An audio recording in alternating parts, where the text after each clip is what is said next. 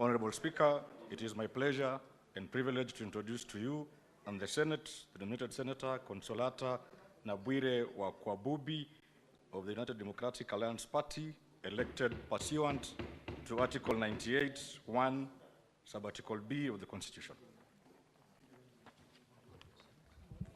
Senator, would you wish to swear or to affirm?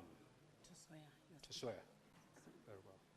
You may now proceed to take the podium.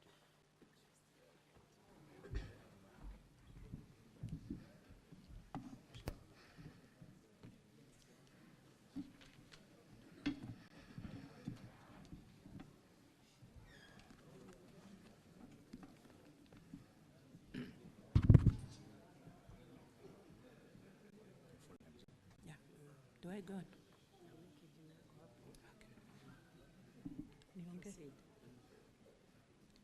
I, Consolata Nabwire wa Kwabubi, having been elected a member of the Senate, do swear in the name of the Almighty God that I will bear true faith and allegiance to the people and the Republic of Kenya, that I will obey, respect, uphold, preserve, protect, and defend this Constitution of the Republic of Kenya, and that I will faithfully and conscientiously discharge the duties of a member of Parliament. So help me God. Congratulations, Honorable Senator. Thank you, Mr. Speaker, sir. Thank Welcome you. to the Senate. Thank you. Congratulations.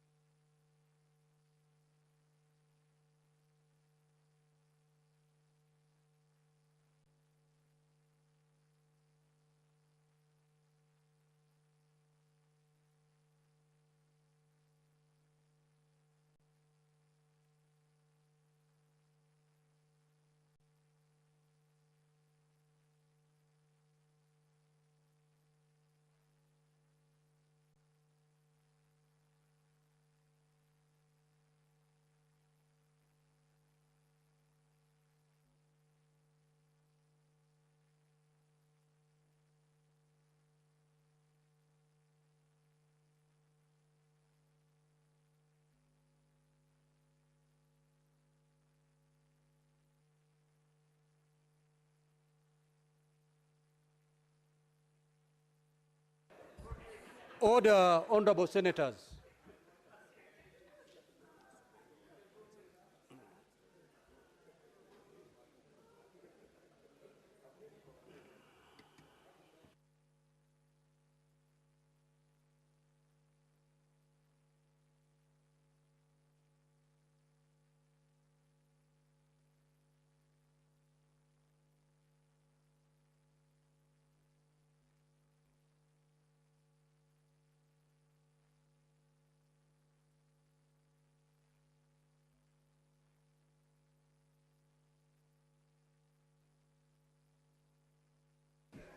Next order of clerk.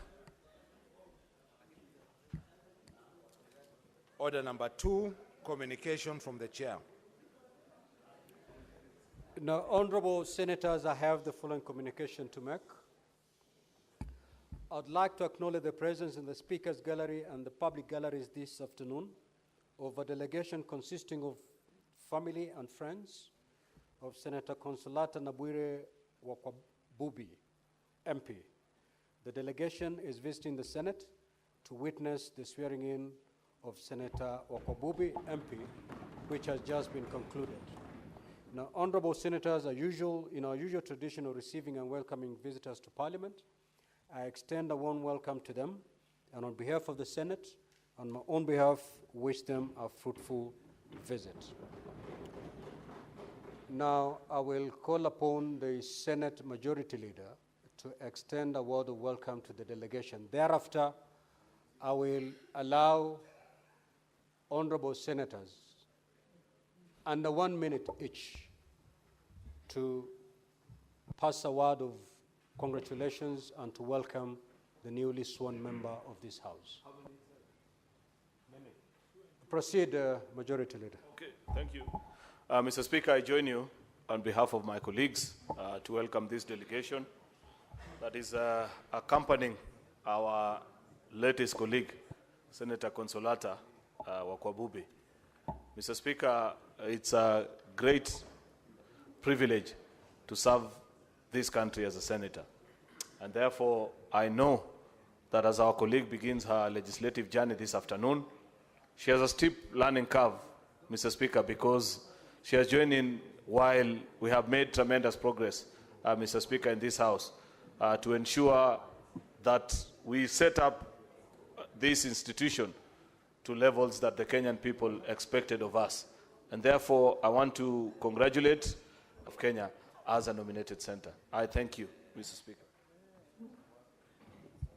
Kwanza nataka kumpatia kongole seneta, siwezi kusema seneta mpya, lakini seneta wetu sasa, Mama Consolata Wabwire. Karibu sana katika nyumba hii ya bunge la Senate, kwa kuteuliwa kwako kuingia hapa na kuwa na sisi. Hili ni bunge ambalo najua utapata mafunzo ya kutosha na muda kidogo utakuwa kama sisi. Kwa hiyo hakuna wasiwasi kabisa, mimi nataka kukaribisha. Ni jambo muhimu wa kuona kwamba hawa wote walioko hapa ni watu wako na experience ya kutosha, na utajifundisha mengi na utajua kabla muda si mrefu sana. Karibu sana ndani ya bunge la Senate. Senator Bone. Thank you, Mr.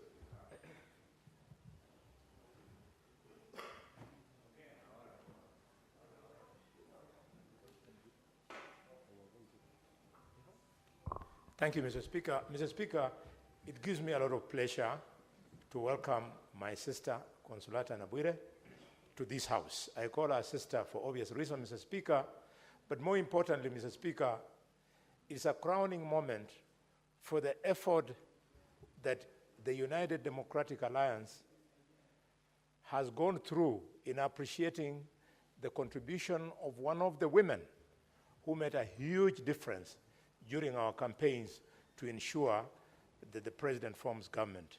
I congratulate her and hope that she's going to be a success.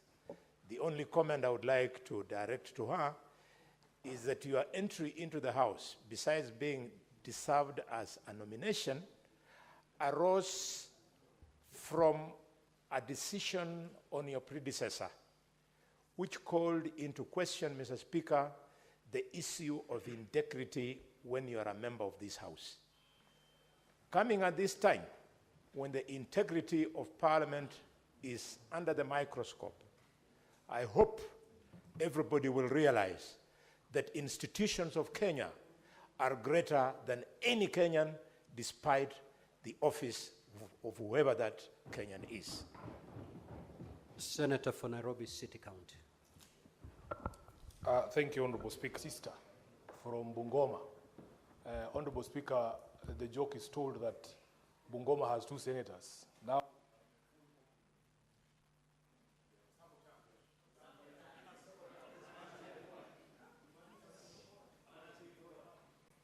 Senator Wakwabubi, one of the things you will learn very fast is that the Senate struggles with speaking equipment here. But the point I was making, Honorable Speaker, because I've not seen the senator for Bungoma in the House. The joke is told that there's 2 senators from Bungoma in the House. Now there will be a full complement of 3, including my sister Wakwabubi, who has just joined us today, Honorable Speaker. I want to welcome you to the capital. Here, nobody can touch you for as long as you can say Sifuna. So if anybody... So if anybody tries to do anything, you might not be from my own political party, but I consider you a sister. I want to welcome you to this house. I'm hoping that we will do great things for the people of Kenya. Don't listen to the hecklers. I hope that you will be able to deliver for the women who you've come to represent here, for the whole country, and I wish you all the best in this journey for the 2 years that are left. I thank you, Honorable Speaker. Senator Tabitha Kericho. Thank you, Mr. Speaker, sir, for also giving me this opportunity to welcome my sister, Senator Consolata. Senator Consolata, you are most welcome to this house. It's a good house.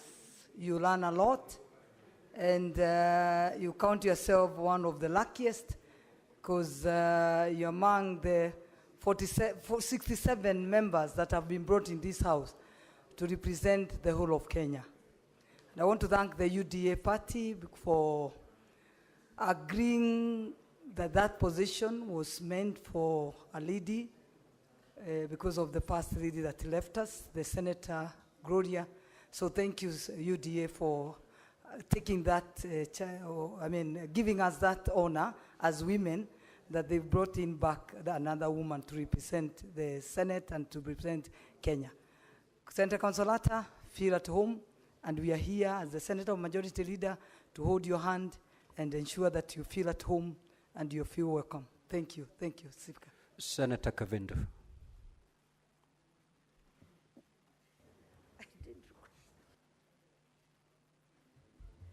Thank you, Mr. Speaker, for giving me this opportunity to welcome our sister Consolata to this house. Karibu sana. Let us do the work and serve Kenyans with all dedication. Thank you, Mr. Speaker. Senator Mungatana.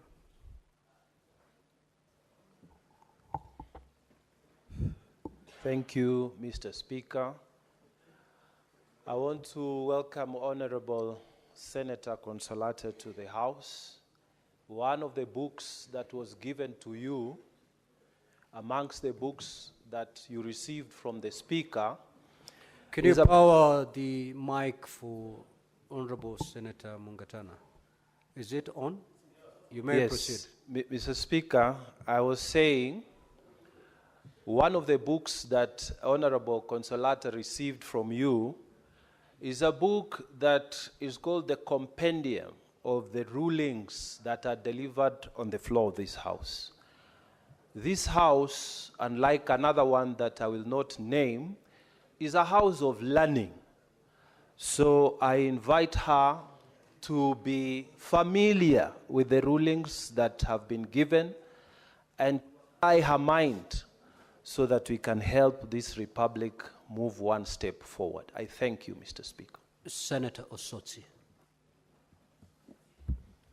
Thank you, Mr. Speaker. Mr. Speaker, let me also take this opportunity to welcome our sister, Consolata, to this house and encourage her to work hard. She has come in the middle of the term, and there is a lot of things that she needs to learn from the rest of us. I am happy that now the number of senators from our western region has gone up by 5. I know Senator Moma and Senator Sifuna, they also come from that area, but they also have a divided loyalty between Nairobi and Kisumu. but Senator Consolata is a full-time resident of Bungoma County. So we are going to work very closely with you, together with the other 4 senators, whom we have been working very close. Senator Kenywa. Asante Speaker kunipa fursa hii kumkaribisha Senator Consolata na nimwambie karibu vile vile jamaa na marafiki ambayo waliandamana na yeye kusudi kumpa heko na kongole. Sisi kama seneti tunakukaribisha na nataka kukuambia kwamba Senator mahali upoketi kuna Senator wa Bungoma ambaye ni mchapakazi na vile vile kwa sababu sisi tuna imani ya kwamba umekuja na kwa sababu chama kimechagua kukuchagua wewe, hatuna shaka Petro rohoni utaifanya kazi ambayo ulichaguliwa kuja kuifanya hapa. Na sisi ni kukupongeza, kukuambia karibu, hata ijapokuwa umekuja ikiwa mhula umetembea kidogo, hatuna shaka Petro rohoni utafanya jambo ambalo unatakiwa kufanya, kuongea kuhusu wa Kenya, kuwatetea wa Kenya na maslahi yao. Asante Bwana Speaker. Senator Onyonka Richard. Thank you, Mr. Speaker, for giving me this opportunity. My new senator, you will have to decide what you are going to become in this house. The party will expect you to take party position on everything, but at some point, tell your party the truth. Unfortunately, I lost a member who was actually from my delegation, Madam Oroba. I give her all the respect, and I was disappointed that she left, but we let the law take its course. The only last point I would like to make for anybody who wants to come to this house, those who much is given, much is expected. Thank you. Senator Newton. Thank you, Mr. Speaker. Let me also join my colleagues in welcoming Senator Consolata to this House and tell her something that is not very different from what Senator Onyoka has said, that she should know why her predecessor was removed, and so she should be very guarded in what she says in here and out there, because sometimes independence is only on paper, especially when you belong to the party that has nominated you. So our senior sister, we wish you well, and we want to see you see the end of this term, because if you are not careful with your mouth, UDA will remove you. The other thing that I would like to tell you, and to tell each one of us, that Senator Consolata's coming is a lesson to all of us, that once you are gone, your place is taken almost immediately. Senator Wambua.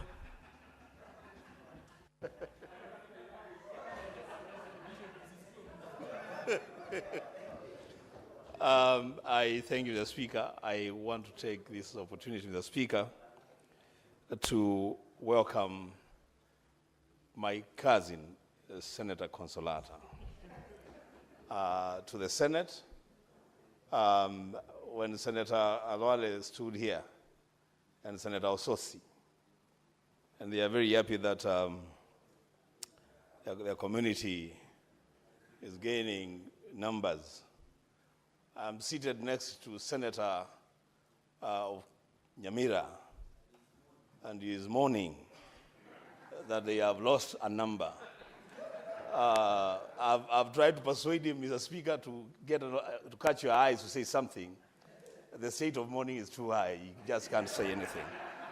But all in all, Mr. Speaker, for us,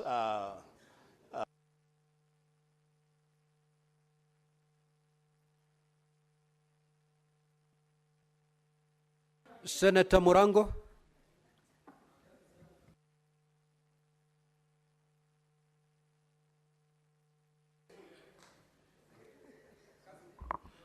Asante sana Mr. Speaker.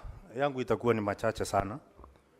Kwanza ningemwambia Senator Consolata afuate falsafa ya tateti.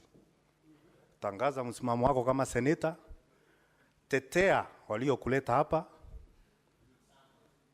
na utumikie wale ambao wamefanya uletwe hapa.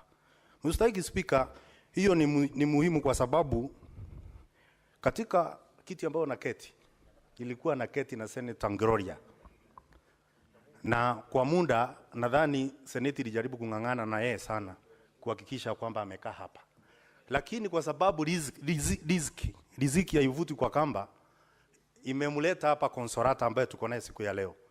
Nadhani tutakuwa tunampatia kila anachohitaji katika nyumba ya seneti, na sana sana tulikuwa tunaongea pia na Senator Mofa ambaye amekuwa ni mzuri sana mnasi katika bunge hili la seneti, ampatie mwelekeo hata zaidi. Asante sana. Senator Mogeni.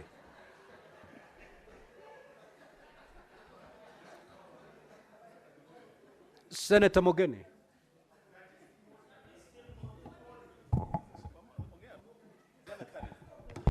You know, I want to welcome my colleague senator.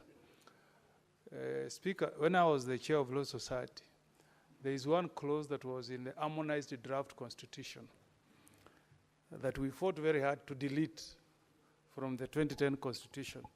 And that clause was giving a political party power to initiate expulsion of a member that can lead to that member losing the seat. When that clause was deleted, I thought I will not in my lifetime see a party expel a member and that member loses her or his seat in Parliament. Be that as it may, we welcome you, Senator, to this House. We have also created a record for the first time in the history of Parliament. I've seen a situation where members are... Senator Roba.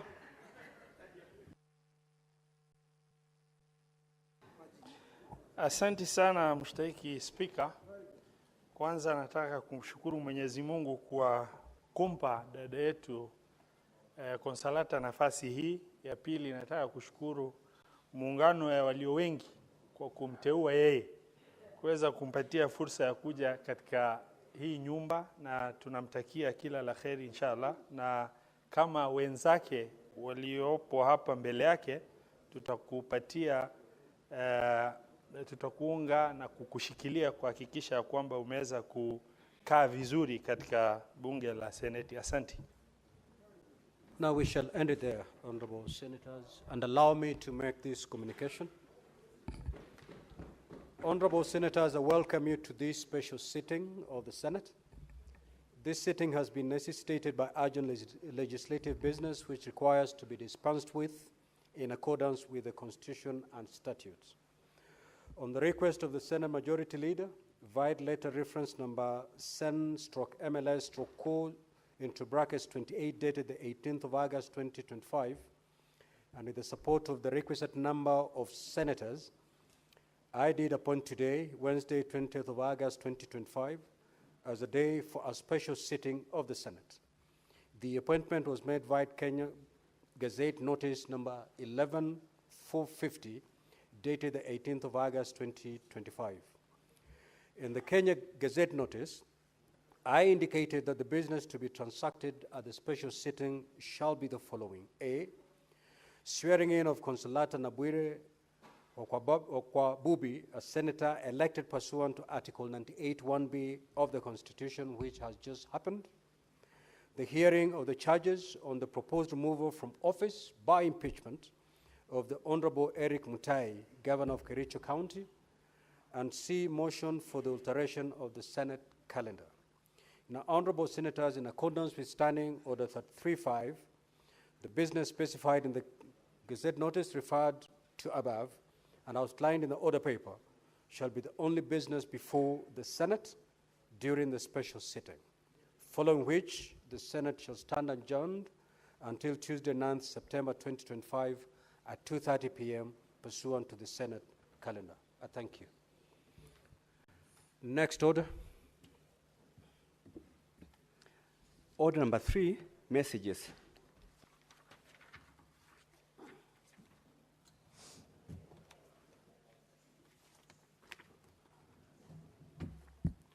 Take your seat, Senator Boni.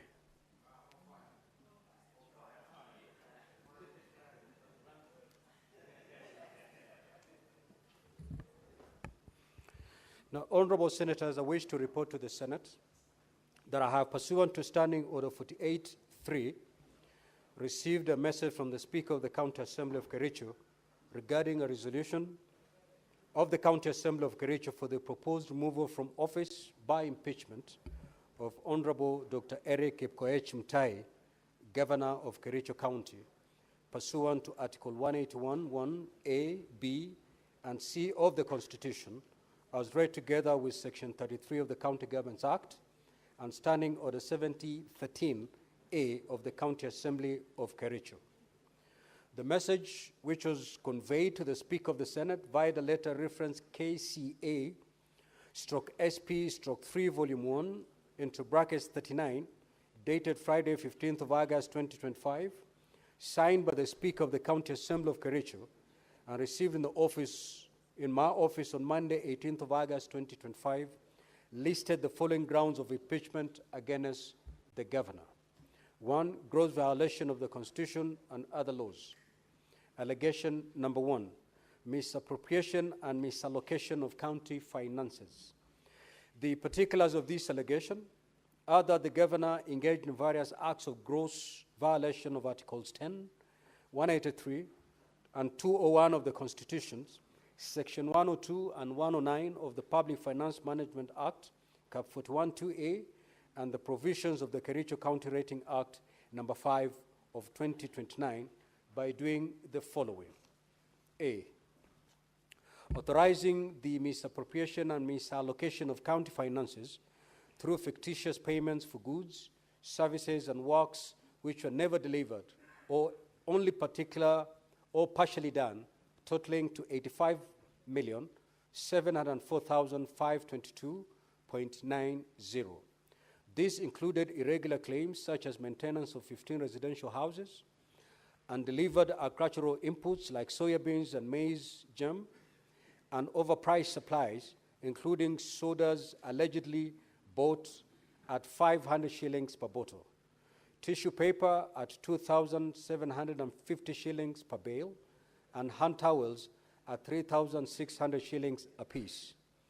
Payments amounting to Kenya shillings 5,172,715.60 were also made to companies without supporting documents, including Mengro Products Limited, Hildama Construction, Brisac Construction, Prospera Ventures, and IBM Pro Construction. In some cases, contractors were paid twice from retention accounts for works completed more than 5 years ago. Number 2, contravening procurement laws by failing to establish tender opening committees, neglecting to seek professional opinions, splitting contracts to avoid open tendering, and failing to conduct market surveys. This resulted in exorbitant pricing of goods and services, which are often paid for in advance despite the county accumulating pending bills amounting to 1.1 billion. The County Assembly's ad hoc committee on alleged fictitious payments in its report tabled in August 2024 confirmed fraudulent documentation, forged signatures, and deliberate attempts to cover up theft. When these matters were exposed, the governor publicly dismissed the whistleblowers' claims. Number 3, overseeing the misappropriation of over 351 million under the National Agricultural Value Chain Development Project. Funds intended to support farmers, cooperatives in all 30 wards were diverted, with only 19 wards benefiting. And even then, many received only substandard furniture and farm inputs without delivery notes or proof of quality. Procurement under the program was centralized and handled without transparency, in contravention of donor and statutory requirements. 4, presiding over irregularities under the Financing Locally Led Climate Action FLOCA Fund, where projects were distributed unfairly and based on nepotism. The governor ensured that his home ward of Chemosot alone received projects worth 21.7 million, while several other wards received none. Further, a number of the funded projects were defective, incomplete, or substandard, yet were recorded as fully complete. Number 5, launching the Equalizer Kazi Mtaani initiative on or about 31st of August 2023 and drawing county funds towards it without legislation to anchor the program, without approval by the county assembly or the controller budget, and without public participation. A total of Kenya shillings 39 million was irregularly spent under this initiative without proper tendering, local service orders, or delivery of services. The Assembly's ad hoc committee report, which exposed these violations, was deliberately ignored by the governor.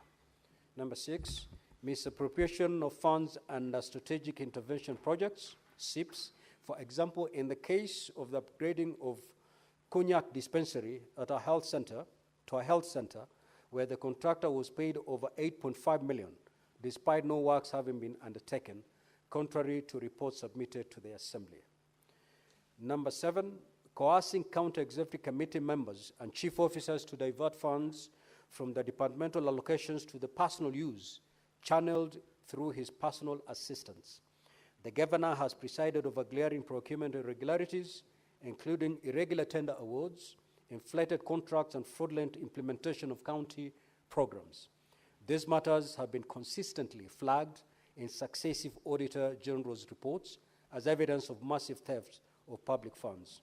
And number 8, misusing county emergency funds to compensate victims of the Londiani accident, thereby covering up for donations that had been raised by the public but were misappropriated by committee constituted by the governor. Allegation number 2, misappropriation and or abating misappropriation of public raised funds. The particulars of this allegation are that the governor, on various days between 4th and 9th of July 2023, violated the provisions of Article 10, 73 and 75 of the Constitution, and Section 29 and 39 of the Leadership and Integrity Act by doing the following. 1, overseeing misappropriation of funds raised for the victims of the horrendous Londiani Junction accident tragedy, in which over 9 million of public raised funds were lost, and reneging on his undertaking to implement the report of the County Assembly Ad hoc Committee formed to probe misappropriation of the funds meant for the victims of the accident. Number 2, being personally and directly complicit in the flawed award of direct tenders for service providers during the fundraiser and requiem mass of the victims of the accident. Number 3, failing to ensure that decision-making in the executive office of the county governor is not influenced by corruption, nepotism, and other callous and improper motives, hence failure to exercise objectivity and impartiality, thus violating Article 732B of the Constitution of Kenya. Number 2, abuse of office. Allegation number 1, illegal appointments, unlawful dismissal and transfers, and usurpation of constitutional and statutory functions of county public service.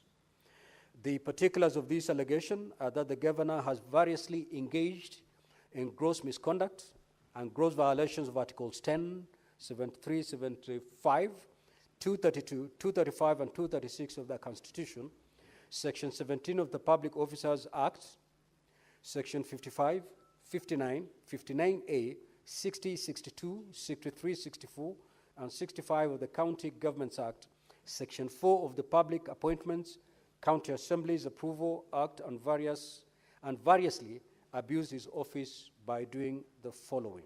1, engaging in skewed and nepotistic appointments of county employees. The governor hired his brother as a revenue clerk and confirmed his aide's wife as a nurse ahead of other long-serving contract nurses who were denied similar opportunities. These appointments were not only irregular, but also discriminatory, undermining the values of fairness, equity, and integrity in the public service. Number 2, illegally appointing a county attorney while a substantive office holder was still in place. This irregular appointment was challenged before the Employment and Labor Relations Court, which declared it unlawful, unprocedural, and unconstitutional, and further ordered the governor personally to pay costs of Kenya shillings 2 million. Number 3, politicizing public recruitment by causing the advertisement of vacancies for doctors, nurses, and ECD teachers, despite knowing that the county had no financial capacity to hire such staff. The process was later abandoned. Number 4, irregularly deploying health staff without any consultation with or authority of the County Public Service Board, creating confusion and disruption in the delivery of health services. And number 5, arbitrarily dismissing senior county officers, including 10 county executive committee members, 6 chief officers, 2 chiefs of staff, and other senior officers without just cause or due process. Allegation number 2, subversion, discrediting, and impeding of the oversight role of the county assembly. The particulars of this allegation are that the governor on 3rd of September 2024 engaged in gross misconduct and grossly violated the provisions of Article 10, 73, 75, and 174 and 185, 3 of the Constitution, and abused his office by writing to the Speaker, purporting to direct the Speaker on, inter alia, the timelines the Speaker should give the chief officers who were summoned by the Assembly for questioning in exercise of the Assembly's oversight mandate. Number 3, gross misconduct. The particulars of this allegation are that the governor has repeatedly engaged in gross misconduct and gross violation of the provisions of Articles 10, 73, and 75 of the Constitution and Sections 29 and 34 of the Leadership and Integrity Act by doing the following. 1, leading an illegal land invasion and acting in contempt of court immediately after assuming office. The governor led a mob to invade private property belonging to Mr. Josiah Kiplagat Kogu in Kericho town, tearing its fence, and designating it as a county dump site. This was done without the consent of the owner, without approval of the National Environment Management Authority, without gazettement by the county, and in defiance of subsisting court order.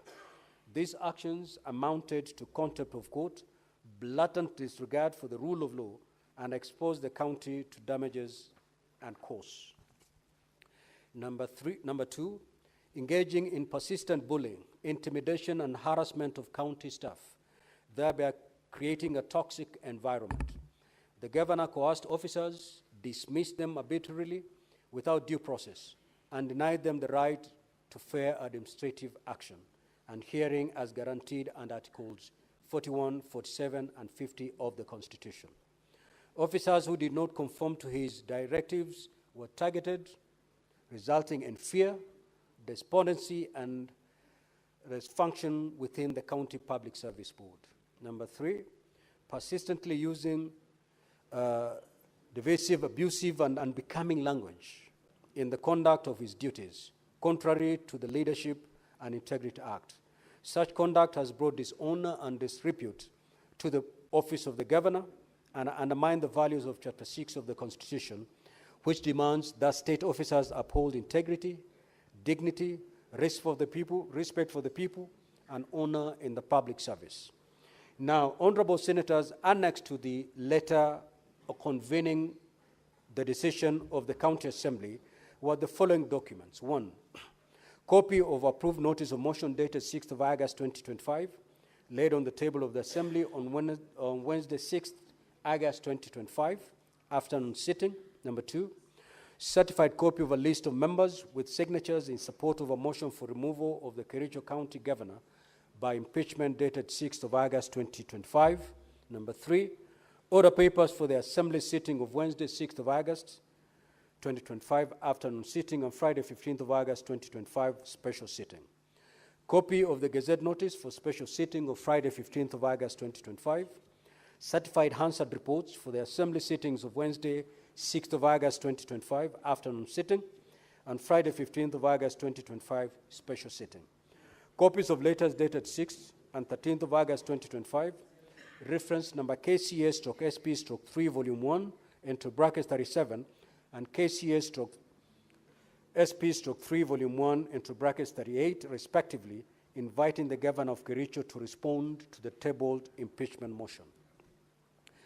Copy of affidavit of service by Mrs. Sharon Chemngetich Mibei, serving His Excellency the Governor of Kericho County with an invitation letter and a copy laid notice of impeachment motion together with evidence and another letter for supplementary evidence and memorandum on behalf of the Speaker and County Assembly of Kericho. Certified copy of electronic voting extracts, 33 votes on the motion for the impeachment of His Excellency the Governor of Kericho County, held during the Assembly sitting of Friday, 15th of August, 2025. Documents tabled during the debate on the motion for removal of the Governor of Kericho County by impeachment. A, payment vouchers for lands, housing and physical planning department made to Denby Holdings Limited, Debray Ventures Limited, and Cranby Group. B, payment vouchers for the Agriculture, Livestock and Cooperative Management Department made to Danju Enterprise Limited, Leary Enterprise Limited, Mabsa General Supplies Limited, Aksak Technologies Limited, Pikenda's Company, and Joylee Group Limited. A procurement plan and a memo for supply and delivery of assorted office stationaries. Payment vouchers for Public Works, Roads and Transport Department made to Simron Construction Company Limited and Real Supplies Limited and Tokila General Supplies. Payment vouchers for Finance Economic Planning Department made to one Alcraft Voucher, Roreki Limited, Danke Limited, Finch Focus Limited, and Jomax Holding Limited, and Benlock Ventures Limited. Payment vouchers for Health Services Department made to Afroscape Limited and Sleek Solutions Limited. Payment vouchers for Water, Energy, Environment, Forestry and Natural Resources made to Chebena Construction Supply and Rowley Ventures Limited. Report on pending bills by the Committee on Ad Hoc. Report of the Committee on Water Environment on FLOCA projects.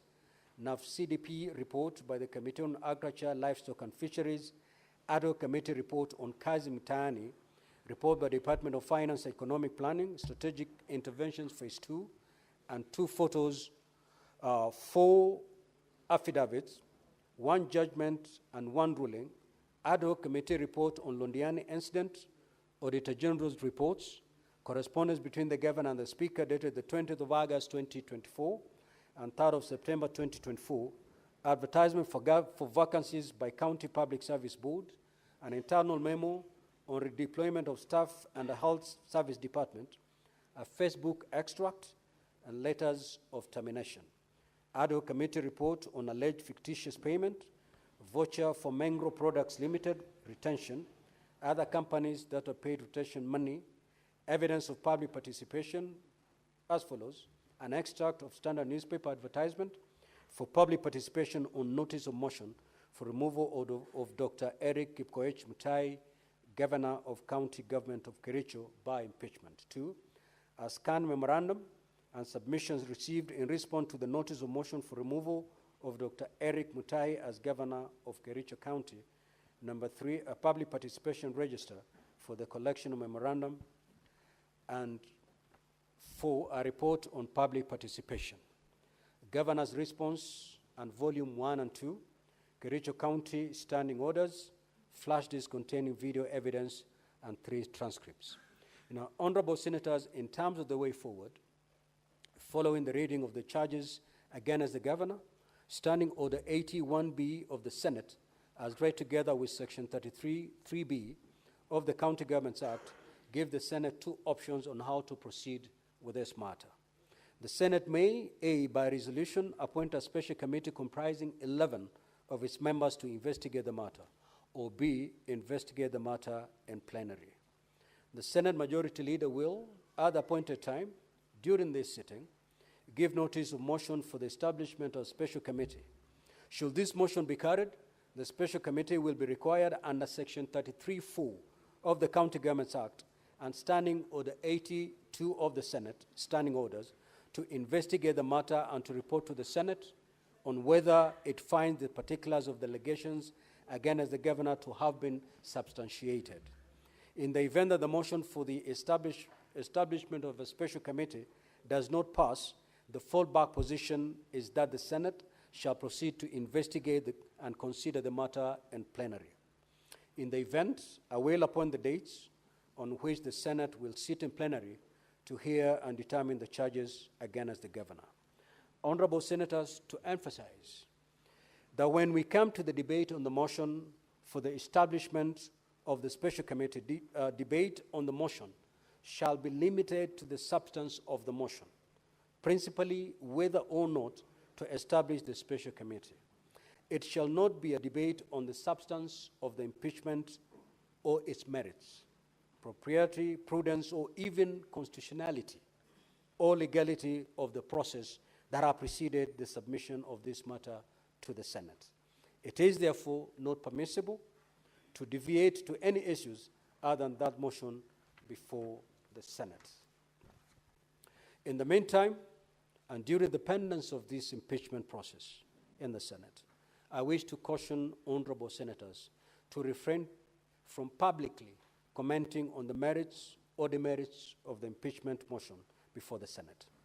Doing so would amount to anticipation of debate, which is an infringement of Standing Order 99 of the Senate Standing Orders. Accordingly, it shall be out of order within the meaning of Standing Order 122 for any senator to make comments, whether written or spoken, relating to the conduct of the governor or the impeachment process outside the confines of the impeachment proceedings, as such comments may prejudice the fair and just outcome of this process.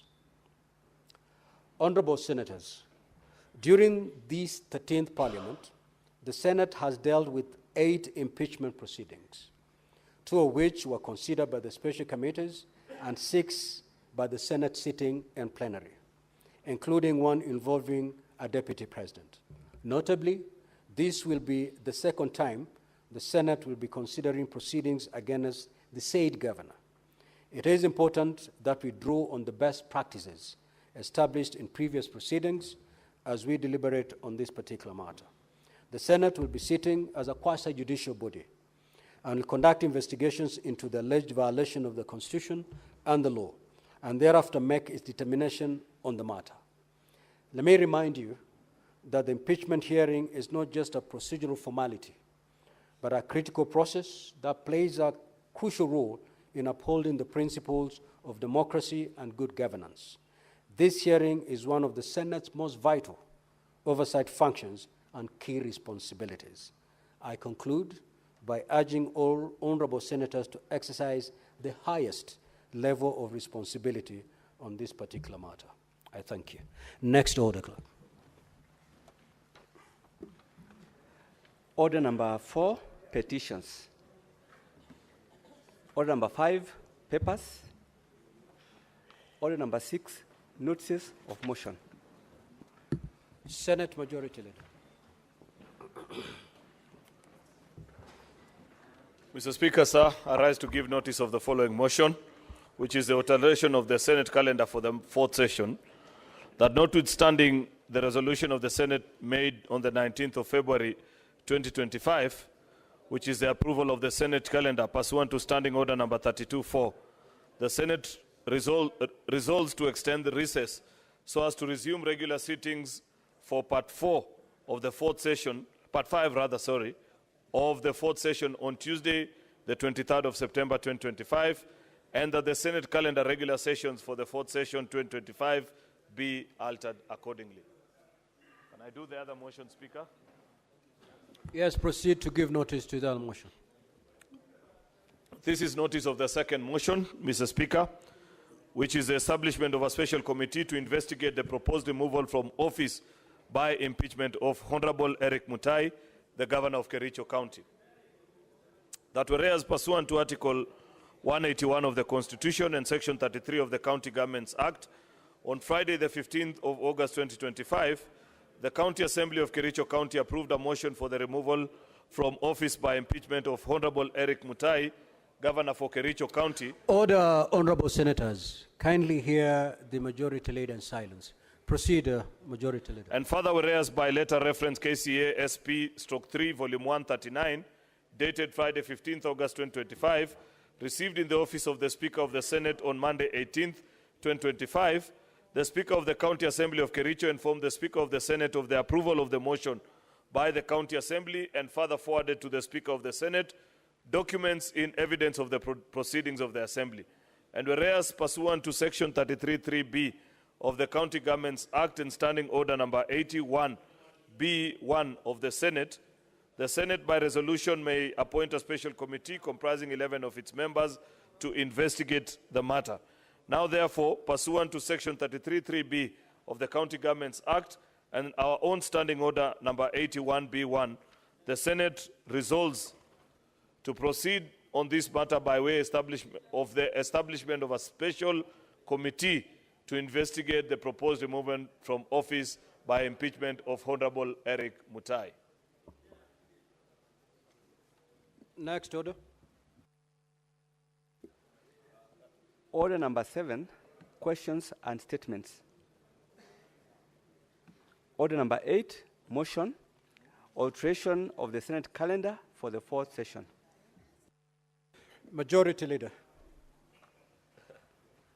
Mr. Speaker, I rise to move this motion.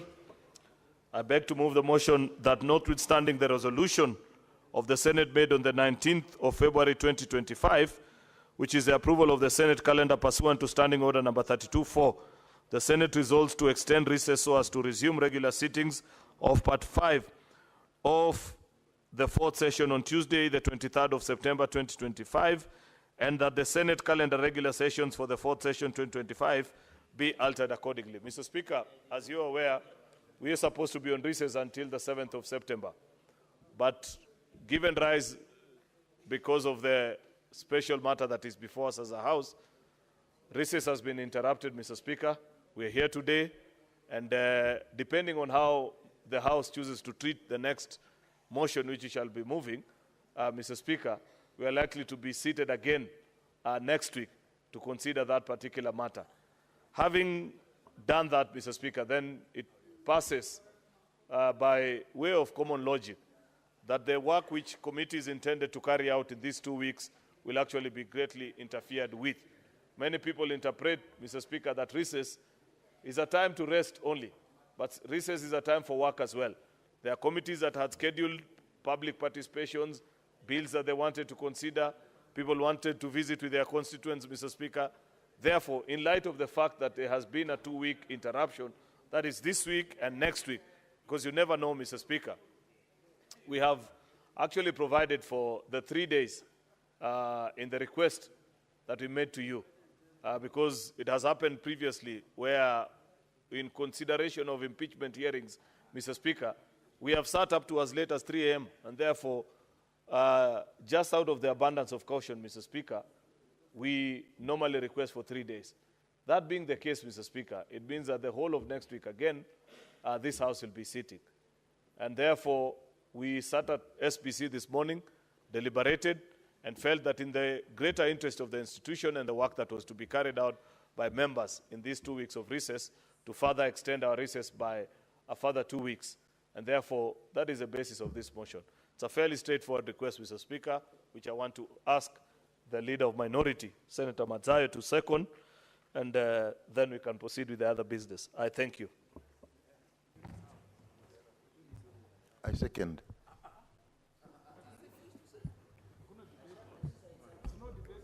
Now, honorable senators, I will now propose the question that notwithstanding the resolution of the Senate made on the 19th of February 2025, approval of the Senate calendar pursuant to Standing Order 32(4), the Senate resolves to extend the recess as to resume regular sittings of Part 4 of the 4th session on Tuesday, 23rd September 2025, and that the Senate calendar regular sessions of the 4th session 2025 be altered accordingly. Now, the floor is open for debate. With your concurrence, honorable senators, I may proceed to put the question. Very well. I will now proceed to put the question. That notwithstanding the resolution of the Senate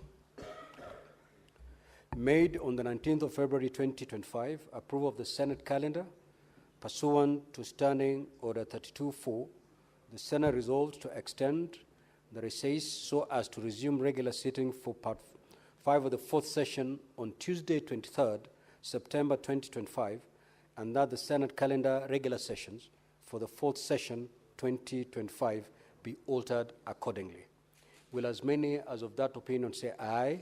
Aye. Will as many as of the contrary opinion say nay? The ayes have it. Next order. Order number 9, motion, establishment of a special committee to investigate the proposed removal from office by impeachment of Honorable Eric Mutai, Governor of Kericho County.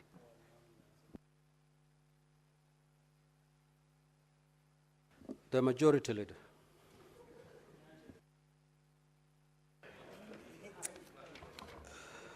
Mr. Speaker, I rise to move the following motion, which is the establishment of a special committee to investigate the proposed removal from office by impeachment of Honorable Eric Mutai, the Governor of Kericho County, that whereas pursuant to Article 181 of the Constitution and Section 33 of the County Governments Act, on Friday, the 15th of August 2025, the County Assembly of Kericho approved a motion for the removal from office by impeachment of Honorable Eric Mutai, Governor of Kericho County. And further, whereas by letter reference KCEA/SP/3 volume 139 dated the Friday of 15th August 2025, received in the office of the Speaker of the Senate on the Monday, the 18th of August 2025, the Speaker of the County Assembly of Kericho informed the Speaker of the Senate of the approval of the motion by the County Assembly and further forwarded to the Speaker of the Senate documents in evidence of the proceedings of the Assembly. And whereas pursuant to Standing Order number 33(3)B of the County Governments Act and Standing Order number 81(b)(1) of the Senate by resolution may appoint a special committee comprising 11 of its members to investigate the matter. Now, therefore, pursuant to Section 33(3)B of the County Governments Act and Standing Order number 81(b)(1, the Senate resolves to proceed on this matter by way of establishment of a special committee to investigate the proposed removal from office by impeachment of Honorable Eric Mutai, Governor of Kericho County. Mr. Speaker, this is another procedure that members are now accustomed to, that every time we have an impeachment hearing, the House must make a decision whether to investigate by way of special select committee or by the plenary the matter that is before us. Mr. Speaker, I can already hear what people are saying, much as I'm not supposed to, including my good friend Senator Boni Alwale, who's asking me that in compliance with the conflicts of interest bill that is now a law to declare my interest in this matter. Mr. Speaker, I have no peculiar interest in this matter other than justice for the people of Kericho. Nothing else. Mr. Speaker, that is not a subject of debate at this point. And the majority whip, Mr. Speaker, should know that at this point, what we are discussing is whether to investigate this matter by way of committee or by plenary, Mr. Speaker. And we have pursued both ways in the past with almost near equal results. If you look at the statistics, if I'm not wrong, Mr. Speaker, this must be the 17th or 18th impeachment that you are considering. And almost all, Mr. Speaker, have been considered almost in equal number, some by way of special committee, and nearly an equal number also, Mr. Speaker, by plenary. And both routes have returned the two possible verdicts, which is either to confirm the charges, Mr. Speaker, or fail to confirm the charges in equal measure as well, Mr. Speaker. The point, Mr. Speaker, is that there is no process or route, Mr. Speaker, that is flawed. It is the members to determine which route they want to consider a particular matter. Therefore, Mr. Speaker, reading the mood of the House, because I've been in this House long enough, and I know when people are listening, and I know when they are not, Mr. Speaker. Mr. Speaker, I beg to move and request the leader of minority, Senator Justice Retired Stewart Mazayo, to second this motion. I thank you, Mr. Speaker.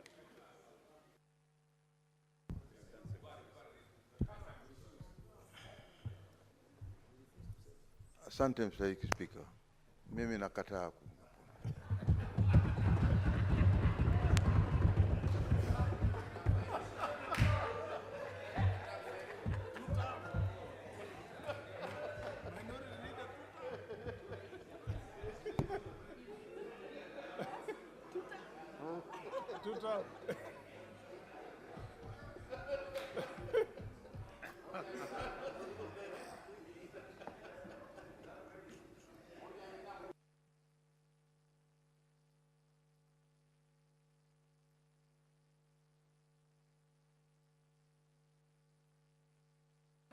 Order, order, honorable senators. Order. Order. Senator Faki, you can only raise a point of order when a colleague is on their feet. Yes, what's your clarification that you're seeking? Honorable Speaker, thank you very much for this opportunity. The leader of the majority party has moved the motion, and the minority leader has objected, negated, or objected to the motion. So in our standing orders, can we really improve that maybe there is a recourse? Because maybe I'm not satisfied with his recusal or refusal to second. So in our standing orders, I'm not talking to the speakers, to the senators. I'm addressing my time to the speaker, who is the end of this house. And if I was to talk to you not in this forum, I could have talked to you in other communities. So Honorable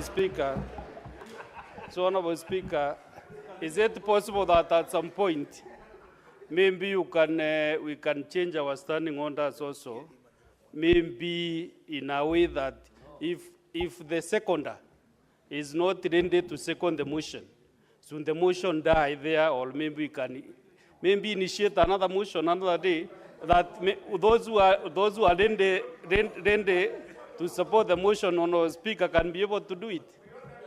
It has happened several times, Honorable Speaker. Order, Honorable Senator. Conclude,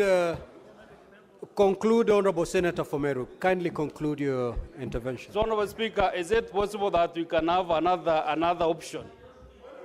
Can we have another option that also this motion can still be looked at in a different way, Mr. Speaker? Order, Honorable Senators. Order. Senator Fomeru, you have valid concerns, but those concerns are for the future. We have a situation to handle today. The majority leader had somebody to second his motion. The proposed person was the minority leader who did not second the motion. The majority leader did not appoint any other person. It is his motion. So allow me to read the ruling on the effect of lack of secondment of a motion as per our standing orders. Thank you. Now, honorable senators, as you may have noticed, the Senate Majority Leader moved the motion at order number 9 on today's order paper for the establishment of a special committee to investigate the proposed removal from office by impeachment of Honorable Eric Mutahi, Governor of Kericho County. The motion failed to be seconded and therefore deemed to have been withdrawn pursuant to Standing Order 71 of the Senate Standing Orders.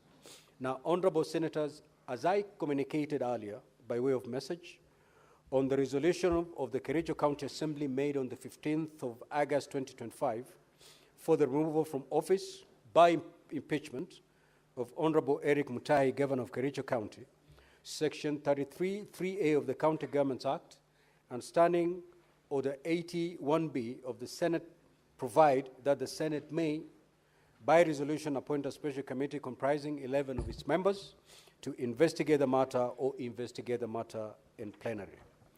The motion having been withdrawn, the route of a special committee is abandoned. The Senate will proceed to investigate the proposed removal from office by impeachment of Honorable Eric Mutai, Governor of Kericho County, in plenary pursuant to Section 33A of the County Governments Act and Standing Order 81B2. Now, Honorable Senators, at its meeting held today, Wednesday, the 20th of August, 2025, the Senate Business Committee considered the provisional dates for this investigation in the event that the matter was to be investigated in plenary. In line with the schedule of activities for an impeachment hearing in plenary, I hereby give the following directions. A, the clerk to issue invitation to appear to the parties on Thursday, 21st of August, 2025. B, the parties to file their responses with the office of the clerk of the Senate by Monday, 25th of August, 2025 by 5 p.m. C, the clerk to circulate documents received from the parties, including the plenary hearing program, to all honorable senators by close of business on Tuesday, 26th of August, 2025. And lastly, the Senate shall then investigate the matter in plenary on Wednesday, 27th of August, 2025, Thursday, 28th of August, 2025, and Friday, 29th of August, 2025. The Senate is hereby accordingly guided. Thank you.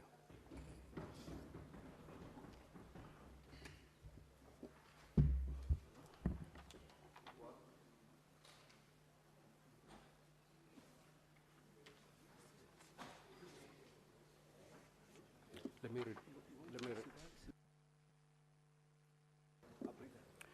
Now, honorable senators, I have a further communication to make. I would like to acknowledge the presence in the Speaker's Gallery this afternoon of Ms. Carol Ann Nicolen Esterhuizen, a Director of Legal Services from the National Assembly of the Republic of Namibia, and Andrew Kiprop Kaimugul, a student from the Moi High School, Kabarak. They are in the Senate for benchmarking and study visit, respectively. Now, honorable senators, in our usual tradition of receiving and welcoming visitors to Parliament, I extend a warm welcome to them, and on behalf of the Senate and on my own behalf, wish them a fruitful visit. I will call upon Senator Boni to extend a word of welcome, and also Senator Eddie Okech to do likewise. Mr. Speaker, thank you for the honor. We all know the great history of Namibia and the people of Namibia. It is therefore my pleasure, Mr. Speaker, to welcome the young lady, and I hope that she's going to be able to meet her expectations here in Kenya. Welcome, and thank you, Mr. Speaker.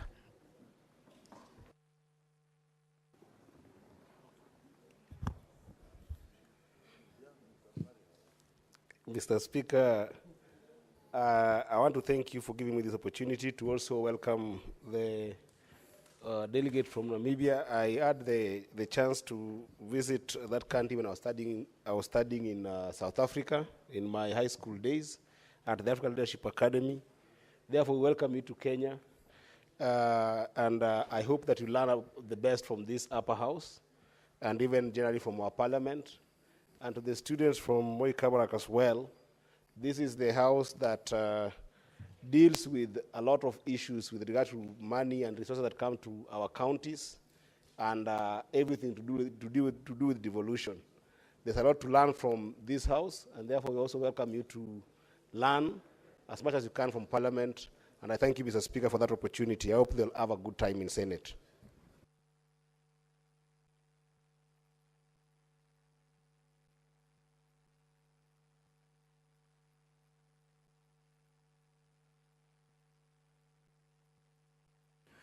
Now, honorable senators, I have another communication to make.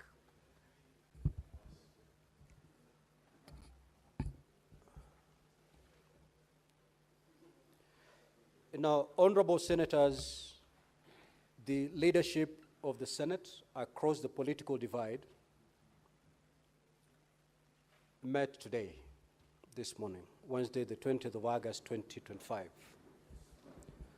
And during that meeting, the leadership noted with grave concern the allegations of bribery and extortion made against the institution of Parliament in general and the Senate in particular. The leadership of the Senate has also noted that the allegations have not included material particulars, including the specific individual senators against whom the allegations of bribery are made. Senators are called to a very high office of responsibility and accountability, and are required under the Constitution to live up to a very high standard of integrity and accountability. This is the thrust of a number of provisions of the Constitution, including Articles 1, Sub-Article 3, and Articles 10, as well as Chapter 6 of the Leadership and Integrity of State Officers. Senators take and subscribe to an oath of office to obey, respect, uphold, preserve, protect, and defend the Constitution. It follows, therefore, that allegations of bribery and extortion made against senators merit the most urgent and deliberate action and intervention. Honorable senators, to fight corruption requires a systematic and integrated approach in which all organs of the government collaborate and cooperate to the extent of their respective spheres. To this end, while there exist constitutional and statutory agencies for preventing, detecting, and prosecuting corrupt acts, and while the judiciary adjudicates on such matters, the legislature too has robust mechanisms for addressing the vice.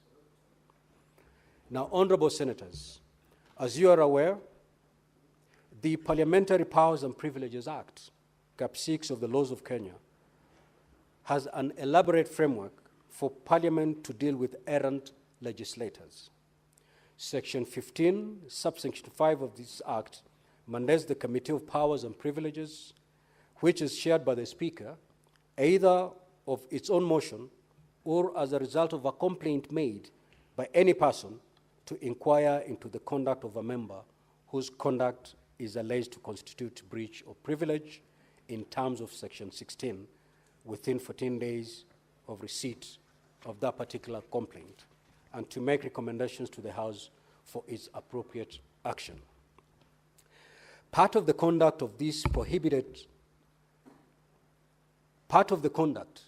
that is prohibited under this Act includes improper influence of members of Parliament, fraud, intimidation, offer or promise of any inducement or benefit of any kind of a member in the performance of the member's functions.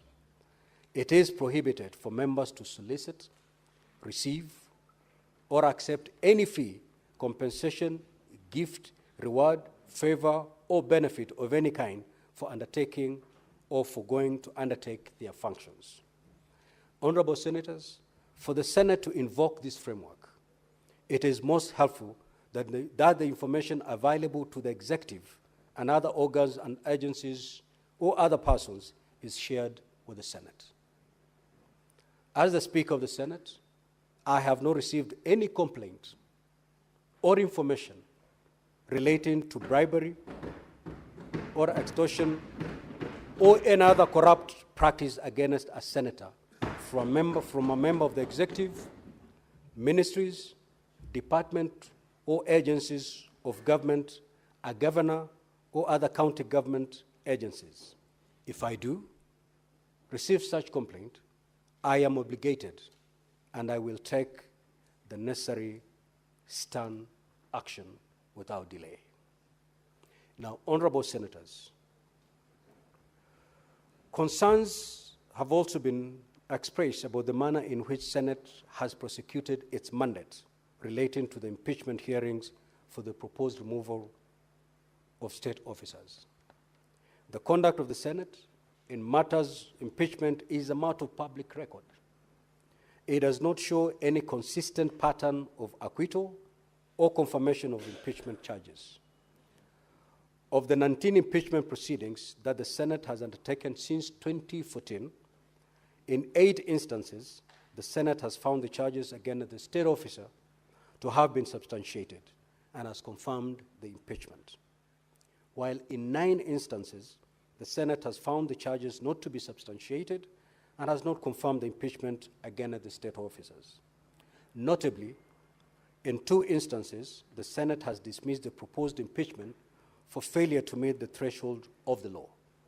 The Senate has conducted the impeachment proceedings in accordance with the Constitution and the laws and has made its determination on the basis of the evidence and the law. I repeat, the Senate has conducted the impeachment proceedings in accordance with the Constitution and the law and has made its determination on the basis of the evidence and the law. In respect, as in the matters, in this respect, as in the other matters, the Senate welcomes information of any evidence of inducement or other impropriety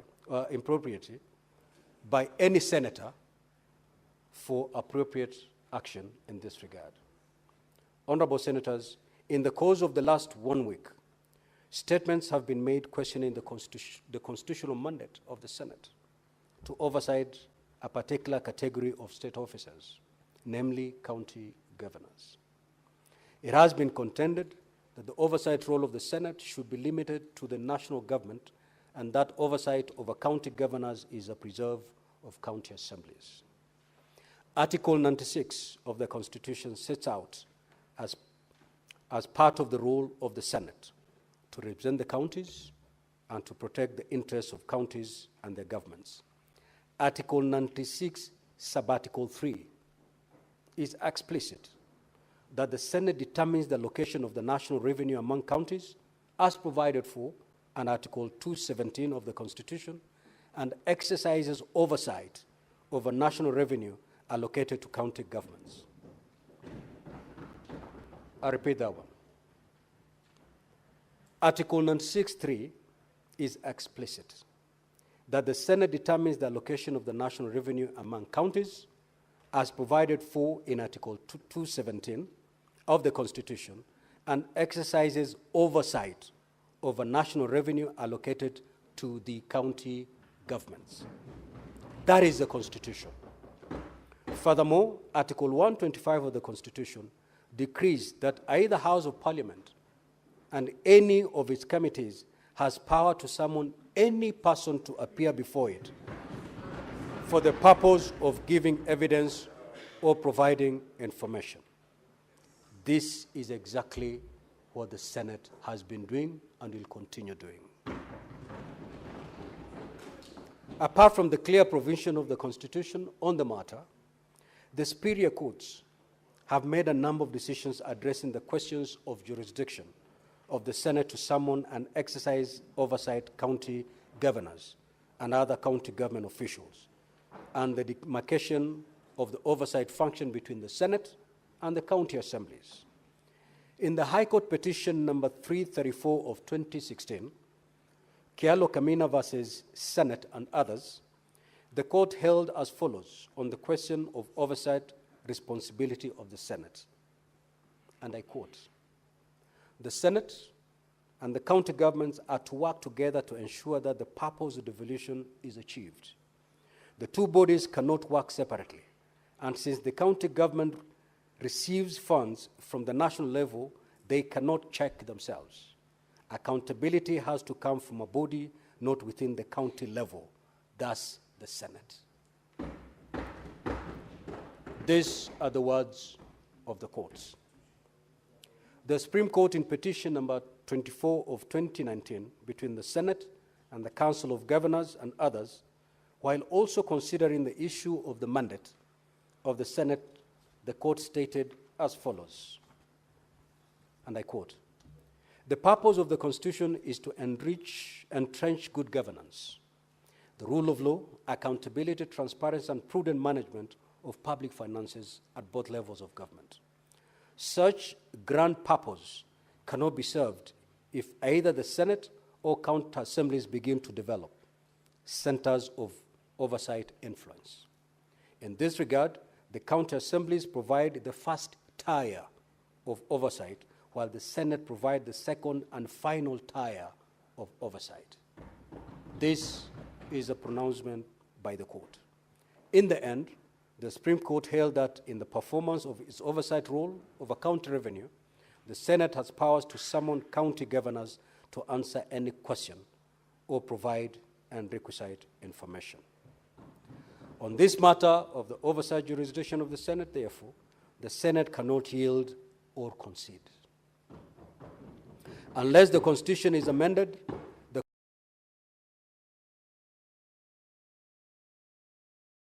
constitutional mandate of the Senate is non-negotiable or discretionary.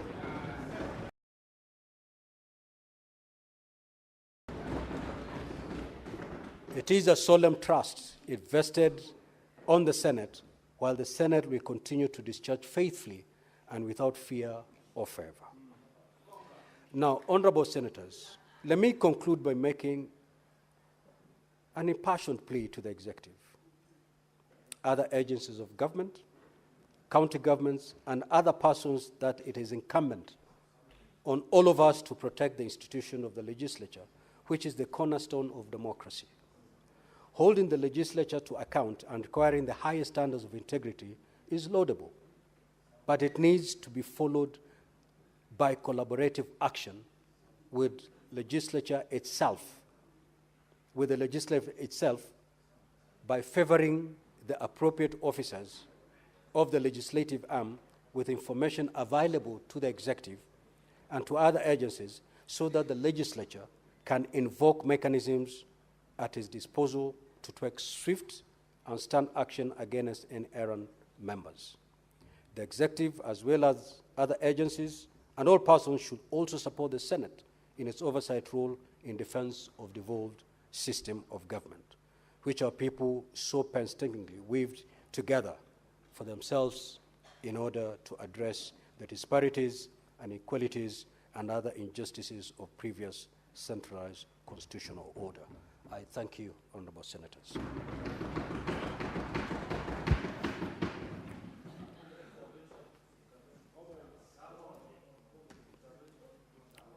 Yes, honorable senators, I thought I was very elaborate in this communication. So let's leave it there, honorable senators. Let's leave it there.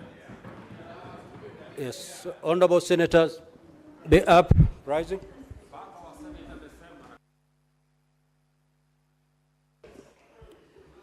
Now, honorable senators, there being no other business on the order paper, the Senate stands adjourned until Wednesday, 27th of August, 2025 at 9:30 a.m.